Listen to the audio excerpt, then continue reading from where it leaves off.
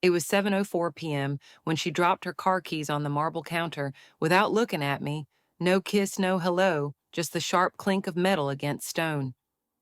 I'm Nathan Cole, 34, a senior architect in Denver, and that sound told me more than any words could. She didn't take off her coat, didn't ask about my day. Her eyes skimmed the room like she was checking for exits, not comfort. I saw it immediately, the pale stripe on her left ring finger where the gold used to sit. A mark you can't fake even if you wish you could. She didn't sit down. Instead, she placed a folded note on the counter, then pushed it toward me with two fingers. I need a break, Sophia said.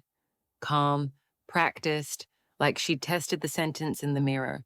I didn't ask why not yet. I just stood there, one hand resting on the back of a chair, feeling the air shift between us. Outside, the Rockies caught the last light of day. Inside, the distance was already permanent. Sophia didn't even blink when I asked from what she had her list, rehearsed pressure, monotony, the sense that we were living on autopilot. The words came smooth, almost polished, like she'd practiced them in front of someone who nodded along. It wasn't anger in her voice, it was resignation. The kind you hear when a contractor tells you the delay is unavoidable. The oven timer went off behind me, its beep slicing through the silence. Rosemary lemon and roasted chicken filled the air, but the warmth didn't touch her. I grabbed an oven, Mitt pulled the pan out, and set it on the stove. Every movement was deliberate. Architects know that when a foundation starts to shift, you don't stomp, you walk carefully. I need to breathe, she said finally, still staring out the window like the skyline of Denver might hand her an answer. I need to figure out who I am without all this. She made a vague gesture toward the condo, toward me, toward everything we'd built in 8 years. I leaned against the counter, arms folded loosely. Okay.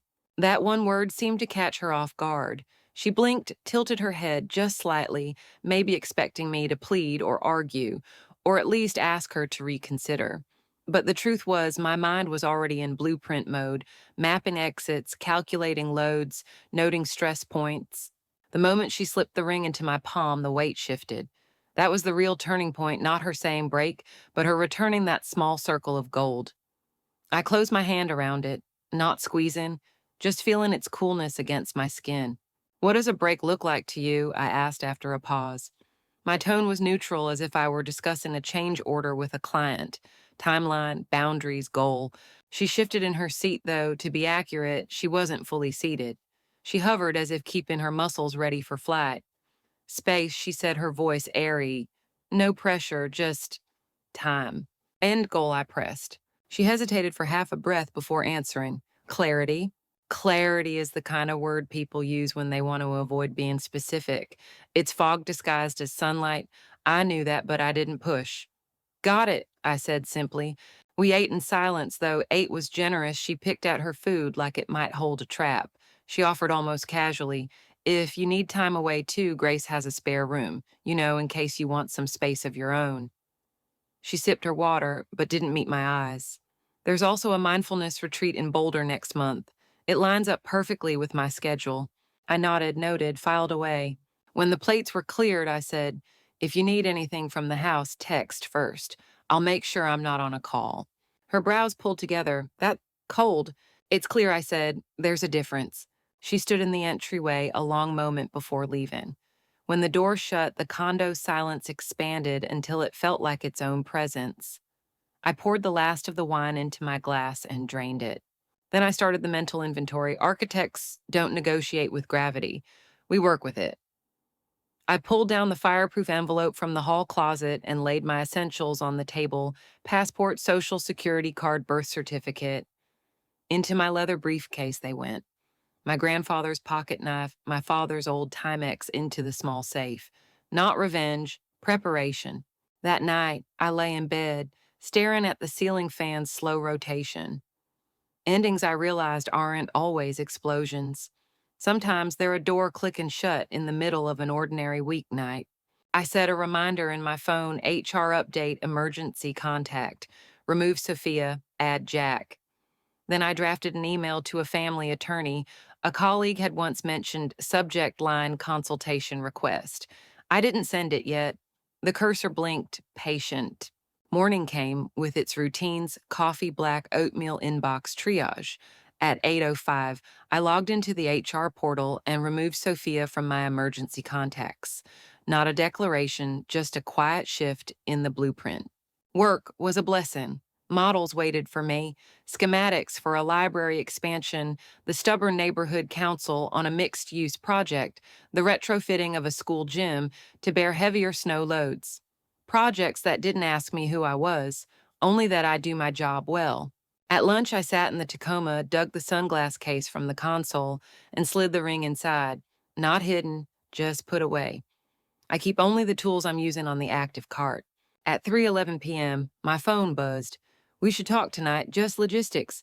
After 8 works, I replied. Thanks came the answer. That evening, she arrived with a sheet of paper dates, amounts, and bills all neatly written. Proof she was being reasonable, I thanked her. She looked at the single plate set on the table, almost smiled, then caught herself. This is just a break, she said, light like we were both in on some experiment. I heard you, I said. I didn't add anything. After she left, I pulled out a yellow legal pad and drew 3 columns: mine, shared, return. Under mine, direct deposit to new account tools from the shop client archives, personal items like journals, and the bent Polaroid of my dad. Shared joint check-in, halt transfers utilities split by due date, condo access, shared calendar. Return the mugs her sister made the cookbook from her aunt, the framed print of Garden of the Gods. I changed the Wi-Fi password, canceled subscriptions we didn't need, and left logins for the ones I kept with a note use until the end of the month. Courtesy, not connection. By Wednesday, I'd emailed the attorney. By Thursday, I was in his low-dough office, sitting across from him, while he explained a clean separation agreement that could convert to divorce. No theatrics, I said. Just clear lines. That's usually how people win, he said quietly. Driving home, I saw Denver in motion, food trucks, scooters, people walking, dogs. Life didn't care about my break, and maybe that was the point. Sophia's friends began their outreach. One texted, "Give her romance, she's starving for it." Another sent a podcast on masculine openness with a timestamp. I replied the same to each. Thanks for thinking of me, and nothing more. Friday night, we had dinner with 2 couples who didn't know yet. Over appetizers, Sophia announced the break like a project update. She painted it as mutual. No one looked at me, which was its own kindness. When the silence came, I spoke. Just to be clear, we're not running parallel lives under one roof forever. If space is what you need, I respect it, but I won't wait indefinitely without terms. The air at the table shifted. She called me rigid, with a smile inviting others to laugh. I didn't. I boxed the rest of my steak like a man wrapping up a job he knew he wouldn't return to. The following week, the drift accelerated. Late nights, new perfumes, friends I'd never met. She seemed disappointed when I didn't ask questions, irritated the second time, and tried for a fight the third. You're not even curious. I'm not curious enough to compete with your answers, I said evenly. She laughed, left an article titled 7 Principles for Conscious Space on the table highlighted. I folded it twice and put it under the napkin holder. When she texted at 11:58 p.m. one night asking me to leave the chain off the door, I replied, "Use your key. Chain's on after midnight." She knocked at 12:41 a.m. like a stranger. "You're punitive," she said. "I'm a man who sleeps," I replied. The next morning, she dropped one of the bowls from our first apartment. It shattered. "Oops," she said, that tone of someone who expects to be forgiven. "We should talk," I told her. She gestured, "Go ahead. If 6 weeks from now you're still breathing easier, what's the plan? Pause or runway?" She stirred her coffee. "I need to see how I feel.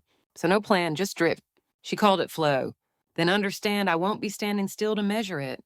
By that afternoon, I was packing a box labeled Later Wedding Photo, Zion Trail Map, a postcard from Taos. Not to destroy, but to store. I moved my direct deposit to a credit union account, funded the joint account for 2 months of bills, documented it canceled our Santa Fe trip, and paid the cancellation fee. The attorney called draft is ready. When she saw the envelope on the counter, she froze.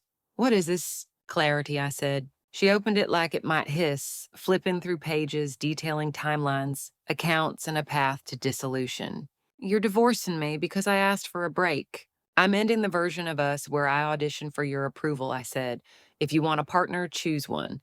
If you want an audience, find a theater." She tried old tactics, apologies, touches, tones, none found purchase. You can sign contest or amend, I told her, but I'm not rehearsing. That night, I made a grocery list for one. Over the next few days, I formalized our house calendar, blocked access, and toured apartments. My sister Evelyn called, left me a casserole, told me not to text Sophia at midnight. Sophia escalated breadcrumbs, accusations, nostalgia, guilt. I stayed steady.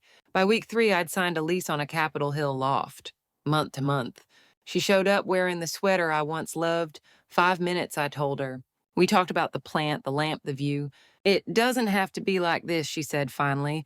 It already is, I replied. The messages thinned, the silence expanded, and the true turning point arrived at the grocery store, seeing her 2 aisles away, both of us reaching for bread. A nod. No spark.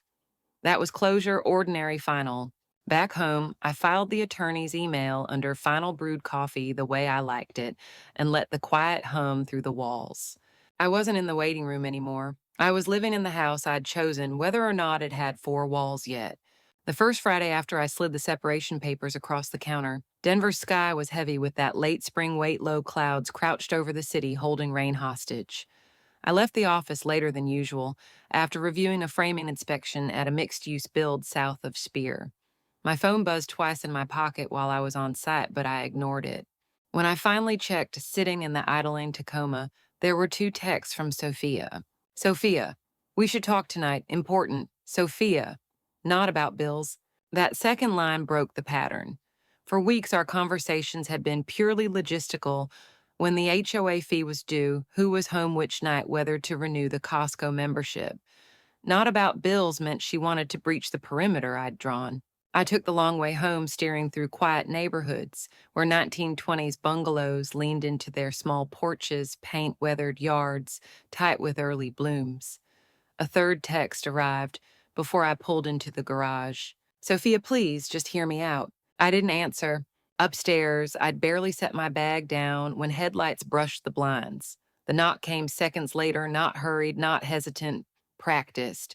I opened the door and stepped aside. She came in wearing jeans boots, and the deep green sweater I'd once said made her eyes look like early spring after snowmelt. Her hair was pulled back, makeup light but precise, intentional. We sat at opposite ends of the couch, the middle cushion a deliberate buffer. I don't want to fight, she started. Good, I said. I've been thinking. I waited. You're making this so final. I raised an eyebrow. I'm making it clear. Her arms crossed loosely. I thought a break would help. Give us perspective.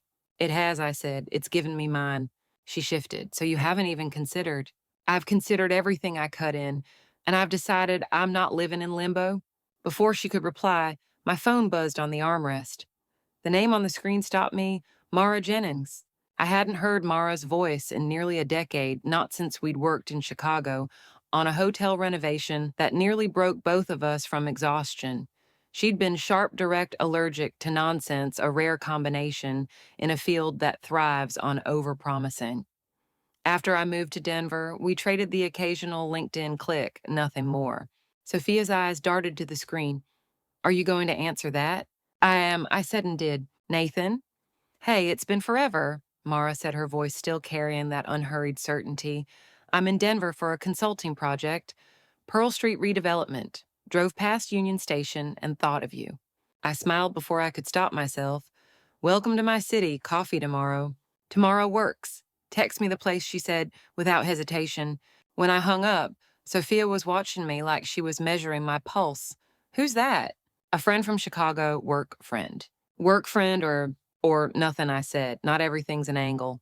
She didn't reply right away, but something behind her expression shifted. It was subtle, less about jealousy than about realizing I had connections, people, life outside her orbit. The next morning, I met Mara at a coffee shop in low-high brick walls. Edison bulbs, the smell of espresso deep in the air. She looked almost the same, shorter hair, maybe a little more silver at the temples, but the same easy confidence. We talked for 2 hours without touching relationships, zoning battles, city planning mistakes, why Denver's light rail system seemed designed to be half-finished forever. It was oxygen. When I got back to the condo, Sophia was in the kitchen pouring tea into a mug, like she'd always lived there. Coffee with your friend? She asked, tone casual enough to be false. Yeah, good to catch up. I thought during a break we weren't dating. I'm not dating, I said. I'm living. Her mouth tightened.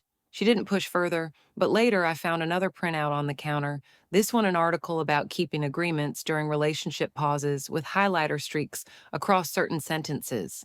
I left it untouched. Then something shifted. She began showing up during unclaimed hours on the shared calendar, once to grab a novel she hadn't read in years, another time to water a plant she'd already told me to keep. The visits never lasted more than 15 minutes, but she'd always find a reason to linger in a doorway, eyes scanning the space like she was checking if anything had changed. The more she measured, the less there was for her to measure. My days were steady work, gym cooking for one projects I'd neglected, no visible gaps for her to step into. One Wednesday night, I was deep into a set of revisions for a library expansion when her text came in. Sophia, we need to talk now. I ignored it. In the morning, there was a note under my door. I don't know who you're becoming, but it's not the man I married. She was right. And that was the point. The next unexpected turn came from outside either of us. I got a call from my superintendent on the public library job. One of our subcontractors had walked off site after a dispute putting the project weeks behind schedule. Normally, I'd be on the phone immediately smoothing things over, finding replacements. This time I told him I'll be there in an hour. We'll make a plan, not a panic. It struck me as I hung up, this was the first time in months I'd been in a crisis where I wasn't also managing Sophia's weather system, and I realized I lacked that ratio. That evening, Sophia was waiting in the lobby when I came back, a paper bag in her hand. Ty, she said, holding it up. I already ate, I told her, stepping past toward the elevator. She followed me up. I thought maybe we could just talk. I set my bag down, hung my jacket, and turned to face her. Here's the problem, Sophia. You keep treating this like an intermission. I'm treating it like a closing night. That's extreme. It's accurate. She placed the Thai food on the counter unopened as if it might argue her case. You can't just, I said, and I am. She stared at me for a long moment, then left without the bag. I put it in the fridge, labeled it with the date, and threw it out 3 days later. 2 days after that, the real shock came not from Sophia, but from an email. Mara had forwarded me a job posting for a lead role on a massive civic project in Denver. The pay was better, the scope more ambitious, and it came with a team I'd kill to assemble. Thought of you, her note read. They need someone who can design and hold the line. It wasn't just a career opportunity, it was a reminder that I could make plans that didn't involve factoring in Sophia's turbulence. That weekend, I walked the neighborhood near the potential project site, noting sight lines, street grades, the way the morning light fell across the plaza. I caught myself smiling. When I came back, Sophia was again in the condo, this time rearranging books on the shelf. Looking for something, I asked. Just making sure you still have the ones we bought together, she said. I do, I said, and they're in order. The unspoken part hung between us, unlike us. The final unexpected event of that month happened at 2:14 a.m. on a Tuesday. A loud knock at my door. I opened it to find Sophia standing there in running shoes, her hair damp from either sweat or rain. Can I come in? For what? I couldn't sleep. I kept thinking, no, I said, calm, final. She stared at me like I'd just spoken in another language. I mean it, I added. If you need help, call someone else. If you need comfort, call a friend. This space isn't for rehearsal. Her jaw worked, but no words came. She turned and walked down the hall without looking back. I closed the door, locked it, and leaned against it for a moment. Not because it was hard, but because it was easy, and I wanted to remember that.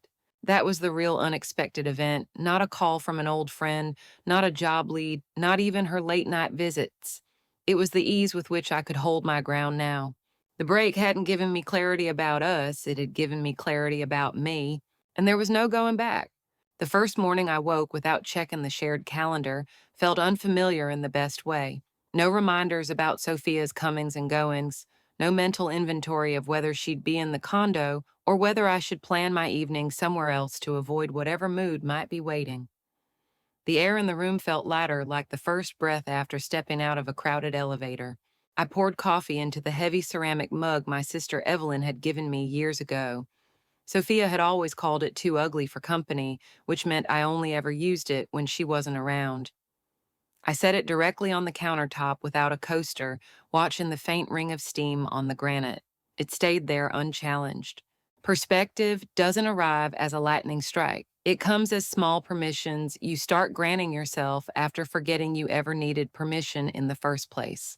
At work, I found myself staying late not to avoid going home, but because I wanted to. The new civic project Mara had sent me still wasn't a certainty, but my mind kept sketching its public walkways that curved like a river glass walls to catch Colorado sunsets and open plazas that could host anything from food trucks to quiet reading. It hit me in the middle of drafting a concept section. This was the first time in years I was thinking about design without mentally calculating how it would fit into a relationship resistant to anything that pulled focus. That Friday, Jack invited me to dinner with him and his wife at a small spot on Colfax. In the past, I would have hesitated, worried about how it might look to Sophia or how she'd react if she found out. Now I said yes before the invitation was fully out of his mouth. Over dinner, Jack's wife asked carefully, "So, how are things really?" I didn't reach for the polished version. I said we're moving towards separate lives, and I'm okay with that. She studied me a second, then nodded. "You seem lighter." On the drive home, I turned that word over in my head. Lighter didn't mean emptier. It meant no longer carrying weight that wasn't mine to hold. Sophia's tone and messages had shifted too. The clipped transactional texts softened but stayed vague. "We should talk soon. Things feel different." She stopped dropping by unannounced, and I counted that as a small victory. The real turning point in my perspective came one Sunday afternoon. I was in the garage, sorting a box labeled MISC Tools, when I found the small level my father had given me on my first architecture internship. The bubble sat perfectly centered without adjustment. I stared at it longer than I should have. Balance. That was the thing I'd been missing, not just the absence of problems, but the presence of stability. I decided that the next time Sophia wanted to talk, I'd listen without defending or persuading. Not because I didn't care, but because I no longer needed her to understand me in order to feel okay. That moment came on a Tuesday evening. She called, voice quieter than it had been in months. "Can I come up?" I met her at the door. I miss how we used to be," she said once she stepped inside. "I understand," I replied. "That's it." "That's it." She searched my face. "Don't you miss it?" "I miss some things," I said, "but not enough to trade what I have now." Her eyes narrowed slightly. "Which is what?" "Peace." The silence after that was long enough for the streetlight outside to click on. Eventually, she nodded more to herself than to me and left without asking me to walk her down. That night, I sat in the living room with the lamp low and realized I wasn't avoiding Sophia anymore. I was simply choosing my own company. Over the next few weeks, I rearranged the condo, turned the couch to face the window instead of the TV, swapped the art in the hallway for local pieces I'd picked up at weekend markets, started cooking dinners I actually wanted: spicy curries, late night omelets, the kind of meals that don't ask for approval. Friends noticed, "Your place feels more," you once said after stopping by to drop off a borrowed drill. It was work shifted too. I took on a mentorship role for a junior architect named Lila Sharp, eager dangerously close to burning out. Teaching her reminded me of principles I'd let slide in my personal life: clarity, respect, and never building on unstable ground. By early summer, my perspective on Sophia had settled. I no longer saw her as the antagonist. She was simply someone whose needs no longer matched mine, and that mismatch wasn't a crime, just a truth. We'd built something together, but the foundation had shifted. I'd stopped pretending I could level it with sheer willpower. The last conversation before the divorce finalized happened in a neutral downtown coffee shop. She wore that green sweater again, whether intentional or accidental. The papers slid back to the notary with neat signatures. "I thought you'd fight harder," she said. "I did," I told her. "For years. This part isn't a fight, it's a choice." Her eyes lingered on mine for a moment before she nodded. "I hope you find what you're looking for." I already did. Walking back to my truck, I knew the version of me from 6 months ago would barely recognize this one. That man constantly calculated how to stay in someone's good graces. This one understood that grace starts with yourself. And once you see that, you can't unsee it. The Monday after the divorce papers were filed didn't feel like a milestone. There was no confetti in my head, no adrenaline rush. It was quieter than that and better. My morning coffee tasted the same, but it stayed warmer in my hands. The silence in the condo wasn't the tense kind, it was the steady hum of a space that no longer needed to brace for impact. At the office, the Pearl Street redevelopment proposal sat on my desk like a loaded blueprint. Mara had sent me the lead weeks earlier, and it had been gnawing at me in a good way ever since. It wasn't just a project, it was an intersection of civic space commerce and design integrity, the kind of job that could make or break a firm's reputation. I called Mara after lunch. "Tell me you're still on this project," I said. "I am," she replied, "and they're looking for a lead who can keep the city council and the developers from killing each other." "That's my love language," I told her, and she laughed. By Thursday, I was in a glass-walled conference room downtown, my portfolio spread open renderings on the screen. The city planning board members leaned forward. The developer's rep sat back, arms crossed, assessing. They asked about budget overruns, environmental impact, and whether the design could withstand both winter storms and summer festivals. I answered without hedging, without fluff, just the truth and a plan. For the first time in years, I wasn't performing for approval. I was anchoring a vision and inviting them to join me. When I left the building, Mara was waiting in the lobby, hands in the pockets of her navy trench coat. "Well, felt like I belonged in the room," I said, and I meant it. That Friday night, Jack called. "Cabin this weekend, a few of us. No drama, no speeches. You in?" "I'm in," I said without the pause that used to be filled with calculating whether Sophia would approve. The drive into the Rockies peeled away the city in layers, office towers to brick walk-ups, brick to pine, pine to bare rock and snow-capped peaks. At the cabin, Jack and I split wood while his wife and their friends prepped dinner inside. The rhythm of the axe striking the log was steady, almost meditative. My phone stayed in the truck. After dinner, we sat on the deck under a blanket of stars. No one checked the time. I realized I hadn't thought about Sophia once that day. That was new. The following Tuesday, the call came. I got the lead on Pearl Street. The developer's rep told me my directness had sealed it. "You didn't sell us a fantasy," he said. "You sold us a plan we can actually build." I hung up and sat with it for a full minute, letting the words settle like wet concrete. I wanted to remember exactly how it felt to be chosen for what I actually am, not for how much I could bend. The project consumed my days in the best way. Morning site visits in a hard hat, afternoons in design sessions, evenings refining elevations, because the ideas wouldn't leave me alone. Mara and I fell back into our old rhythm from Chicago, her pragmatism balancing my tendency to over-engineer. One evening, as the office emptied, Mara leaned on the doorway to my drafting space. "You're different," she said. "Settled. In Chicago, you were sharp, but restless." I stopped auditioning, I said. "For what?" "For approval." She nodded like she understood more than she let on. Outside of work, new opportunities showed up in quieter forms. Lila, my junior architect mentee, invited me to speak at her alma mater's design symposium. "They want someone who actually works in the field," she said. Standing in front of those students, I realized how much I had missed sharing the craft with people who hadn't yet been worn down by budgets and politics. I also joined a community advisory board on sustainable public spaces. It was volunteer work, no fee, but I left every meeting wired with the good kind of energy, the kind you get when you're building something for more than a paycheck. On Saturdays, I made a habit of exploring parts of Denver I'd ignored while stuck in the loop of managing Sophia's moods. I wandered into a used bookstore one morning and left with a stack of design books, a dog-eared copy of East of Eden, and a local hiking guide. The cashier glanced at the pile and smiled. "Looks like someone's planning a good summer." I was. The first weekend in June, I took the Tacoma to Estes Park and hiked a trail I'd marked months ago but never touched. The view from the summit wasn't cinematic, it was better. Ridges rolling into each other under a clean sky, the wind cutting just enough to remind you you're alive. I sat on a rock for almost an hour, no music, no phone. Back in Denver that evening, there was a letter in my mailbox, Sophia's handwriting. I didn't open it right away. I made dinner, washed the dishes, poured a glass of wine. Then I sat at the kitchen island and slid my thumb under the flap. It wasn't an apology. It wasn't even a request to come back.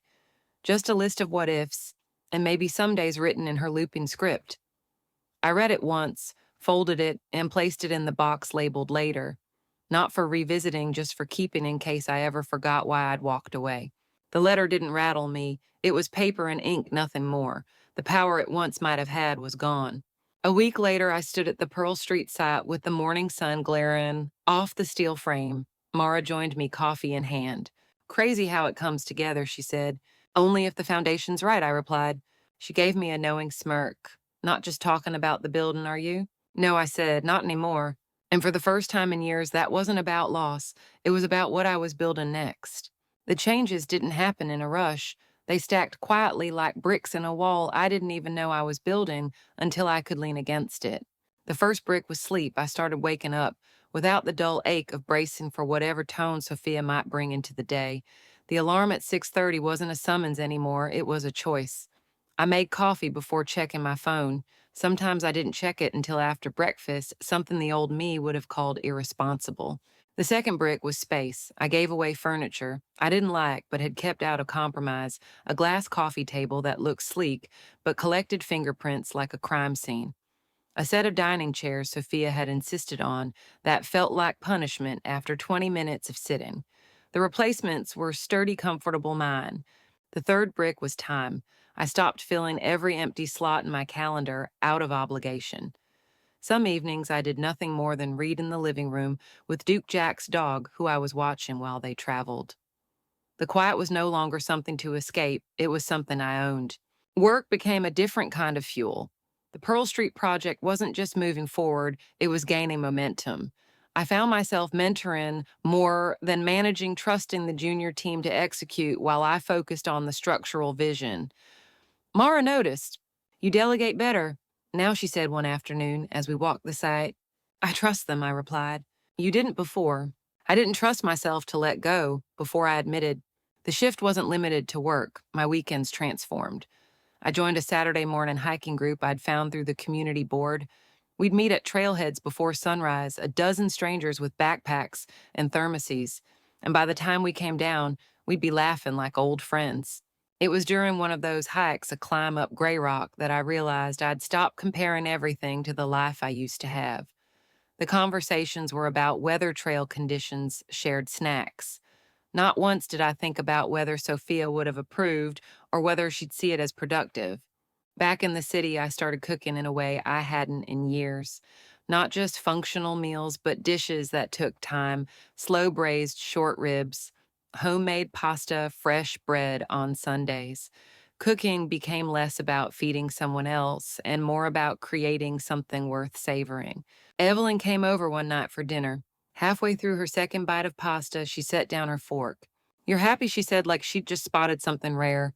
I'm steady, I corrected. Same thing she said. It wasn't, but I let her have it. The real test of my growth came in a form I didn't see coming. One Thursday afternoon, while I was finalizing an updated site plan, Sophia called. I stared at the screen for a moment before answering. Hi, she said, voice neutral. Hi. I was wondering if we could meet just to check in. I could have said no. Part of me wanted to, but the stronger part wanted to see if I could sit across from her without losing the ground I'd gained. We met at a coffee shop in Wash Park. She was already there, seated at a corner table, her hands wrapped around a mug. You look good, she said. I feel good, I replied. We talked about surface things at first work, mutual friends, her recent trip to Santa Fe. Then she shifted. I've been thinking about us, she said. I haven't, I said, not unkindly. She blinked, clearly not expecting that at all. Not in the way you mean. I've thought about what I learn, what I want now, but I'm not revisiting the old ground. Her shoulders sank slightly. I guess I thought we'd always have some kind of connection. We do, I said. It's just not the one you're picturing. There was no anger in the exchange, no bitterness, just two people acknowledging they were standing on different maps now. When I left, I didn't feel the old pull to dissect every word she'd said. I didn't even think to text Evelyn about it. I went home, fed Duke, and worked on a new sketch for the Pearl Street Plaza's seating design. That night, I realized growth isn't always loud. Sometimes it's the absence of the noise you used to live with. By late summer, my days had a rhythm that felt like mine alone. Mornings were for work on site or at the drafting table. Afternoons were for collaboration. Evenings were open a run along the South Platte, a beer with friends, or nothing at all. I'd also started saying yes to things the old me would have avoided: a weekend photography workshop, a volunteer build for a playground in 5 Points, even a salsa class Mara talked me into where I was terrible but laughed the whole time. At the Pearl Street groundbreaking ceremony, I stood with Mara and the team watching the mayor make his speech. Cameras flashed shovels dug into loose soil, and for once I wasn't thinking about the next problem to solve. I was present. Afterward, Mara clapped me on the back. Not bad for a guy who used to think he had to carry the whole blueprint alone. Not bad at all, I said. Walking back to my truck, I caught my reflection in a shop window. Not a man who'd been left behind, but one who'd stepped out from under his own shadow. The first autumn morning in Denver carried that crisp edge that makes you pull your jacket tighter, even when the sun is shining. I stepped out onto the balcony of my condo with a mug of coffee, breathing in air that felt cleaner somehow. From up here, I could see the maples along the street turning in uneven waves, amber here, deep red there, a few still stubbornly green. Change never happens all at once. I leaned on the railing and thought about how different my mornings felt now. No tension humming in the background, no silent calculations of whether the day would start in peace or in a test. Just me, the coffee, and the slow-moving city. Pearl Street's project site was a few blocks away, but it felt like a world apart from where I'd been 6 months ago. Steel frames were up walkways, poured the plaza, taking shape exactly the way I'd sketched it. Each day I visited, I saw the space transform chaos into form noise into function. It was like watching my own life in miniature. The changes in me weren't just internal, they showed up in the way I moved through the world. One Friday night, I hosted my first dinner in the new place. Jack and his wife Mara, a couple of friends from the hiking group, and Lila from the office all crammed into my kitchen. I cooked short ribs that had been simmering since noon, served with roasted vegetables and fresh bread I'd baked the day before. The laughter that night was unforced, the kind that comes when no one's measuring what they say. At one point, Mara looked across the table at me. "You're different," she said, almost like she was still testing the word. "I'm not auditioning anymore," I replied. Jack nodded. "Makes sense. You look like a man who stopped waiting for someone else to decide if he's worth keeping." The old me would have flinched at that. The new me just smiled. My weekends had taken on a rhythm I'd never allowed myself before. Saturday mornings were usually spent on the trail with the hiking group. Sometimes we'd tackle something ambitious like the steep climb up Mount Sanitas. Other times we'd just wander an easy loop near Red Rocks and end with coffee at a roadside cafe. I liked that there was no scoreboard, no productive outcome to chase. One Saturday in late October, as we reached the summit of a small ridge, I caught myself looking out over the city without thinking about who wasn't there beside me. That absence used to feel like a missing limb. Now it was just space. The real test came unexpectedly. Sophia texted me one Thursday afternoon, "Would you be open to meeting?" For a moment, I stared at the screen, letting the question hang there. Then I typed back, "Sure, coffee, Wash Park. 3 p.m. tomorrow." When I walked into the cafe, she was already there stirring her drink, like it might reveal answers. Her hair was shorter, her expression neutral. "You look good," she said. "I feel good," I replied. We talked about safe topics first, work her recent trip to Santa Fe mutual friends. But eventually, the conversation bent toward the thing she'd really come for. "I've been thinking about us," she said carefully. "I haven't," I said without cruelty. That startled her, at all. "Not in the way you mean. I've thought about what I learned about what I want now, but I'm not revisiting the old ground." She looked down at her coffee fingers tightening around the cup. "I guess I thought we'd always have some kind of connection." "We do," I said. "It's just not the kind that keeps either of us standing still." When I walked out of that cafe, I didn't feel the pull to replay the conversation in my head or to guess what she was thinking. I drove home, took Duke for a walk, and spent the rest of the evening sketching a new seating arrangement for the Pearl Street Plaza. That was growth, not the big cinematic kind, but the quiet kind that sticks.